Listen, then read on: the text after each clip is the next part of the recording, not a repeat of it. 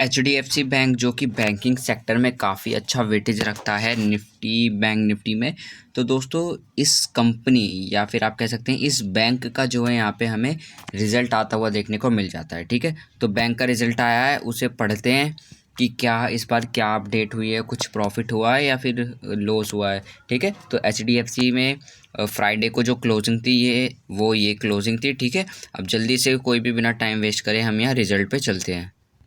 तो दोस्तों हमने यहाँ पे एचडीएफसी का यहाँ पे पीडीएफ खोल रखा है जो कि मैंने डाउनलोड किया है स्क्रीनर से, क्योंकि अभी अभी कितनी देर पहले मतलब ये पब्लिश हुआ है, अभी 1-2 घंटे पहले है पब्लिश हुआ है, तो मैं तुरंत ही वीडियो बना रहा हूँ आपके लिए। ठीक है, तो यहाँ पे डिविडेंड जैसे यहाँ कुछ देखने को फ़िलहाल तो नहीं मिल रहा है। ठीक है, हम सीधा नंबर्स पर चलेंगे। ठीक है, तो नंबर्स अगर आप देखेंगे तो टोटल इनकम देखते हैं पहले, सबसे पहले जो है हम इनकम देखेंगे। ठीक है, तो टोटल इनकम अगर आप देखेंगे, अगर तीनों उसकी देखेंगे, अगर ईयर वाइज ये है ईयरली कंपैरिजन के लिए। ठीक है, and this is for quarterly analysis और ये इस क्वार्टर का है। ठीक है, तो 83,000 हमारा इस क्वार्टर में रेवेन्यू जो है या फिर आप कह सकते हैं टोटल इनकम बनी। ठीक है, और पिछले क्वार्टर में यही इनकम 89,000 थी, और उससे पहले 1 साल पहले अगर आप देखेंगे तो 57,000 यहाँ पे जो है इनकम थी। अगर एक ईयर वाइज कंपैरिजन किया जाए तो ऑब्वियसली यहाँ पे जो इनकम में बढ़ती हुई देखने को मिल जाती है। ठीक है, तो हमने यहाँ पे अभी फ़िलहाल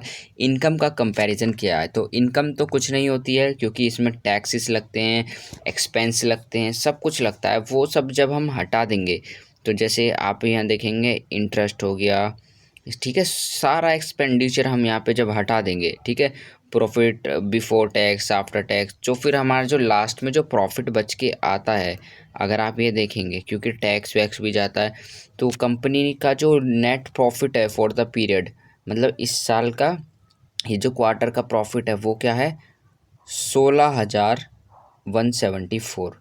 और पिछले क्वार्टर में कितना था, 16,511। और इस क्वार्टर मतलब सॉरी इस क्वार्टर में नहीं, आगे पिछले साल कितना था, 11,951 रुपये। अगर आप देखें 11,000 से सीधा सीधा 16,000 हुआ है। ठीक है, तो ऑब्वियसली 35-36% की यहाँ पे मतलब अपसाइड देखने को मिला है इसका क्या प्रॉफिट।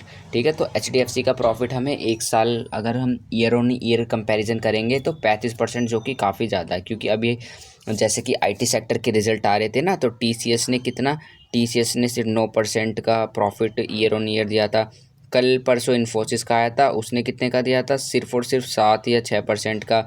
और फिर विप्रो का आया था, उसने सिर्फ 5% दिया था। तो एफडी जैसे रेट्स के तो इंटरेस्ट आए थे इन बड़े बड़े दिग्गज आईटी कंपनीज़ के। ठीक है, और यहीं पे अब एचडीएफसी का आया है, तो एचडीएफसी ने 35% की जंप दी है अपने ईयर ऑन ईयर वाले उसमें। ठीक है, तो दोस्तों कितना हाँ, हमने ये तो देख लिया चलो कि ईयरली अगर कंपैरिजन किया जाए तो यहाँ पे हमें 35% की मूव देखने को मिली है, मतलब 35% बढ़ा है प्रॉफिट। ठीक है, पर पिछले क्वार्टर में देखेंगे आप 16,500 था, और इस वाले क्वार्टर में 16,150 के आसपास है। ठीक है, तो इस क्वार्टर में जो है यहाँ पे प्रॉफिट हमारा 2% से यहाँ पे फॉल हुआ है। ठीक है, तो 2% हमारा पिछले क्वार्टर से फॉल हुआ है, लेकिन इसमें तीन तीन महीने क्वार्टरली में इतना कोई दिक्कत नहीं होती है, क्योंकि 3-4 महीने ऊपर नीचे चल जाता है। लेकिन हम कुछ भी कैलकुलेट करते हैं वो इंटरेस्ट भी, जैसे